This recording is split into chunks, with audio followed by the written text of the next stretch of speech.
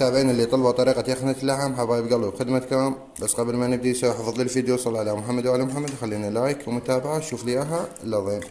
اللحم قطعناه وراح اسلقه سلقة خفيفة لين اللحم صلب، والماي ما راح نذبه، راح نبقيه. كمل ونرجع. المخضر عندي بوتيتة وبصل بيبي وطماطة وثوم. للزفرة والتوابل عندي نوميتين وورق غار وهيل وخاشوقة فلفل اسود وخاشوقة بهارات لحم مشكل. هسه عندي اللحم بعد ما سلقته سلقة خفيفة، صفيته والماي ماله ما ذبيته لان احتاج المو بيه. هسه بجدرية نزلت شوية زيت انتظرها تحمل. هسه حمى الزيت عندي انزل شحم خليه يموت. صلصة عندي معجون طماطة فقط، هسه راح نضيفها ونرجع. هسه الشحم تكرمل عندي واخذ هذا اللون، انزل اللحم هسه اللحم تحمص عندي انزل عليه المعجون. ضفنا المعجون وجاي نحمس فيها. شوف لي اياها، شوف لي الشكل، الريحة فد شي.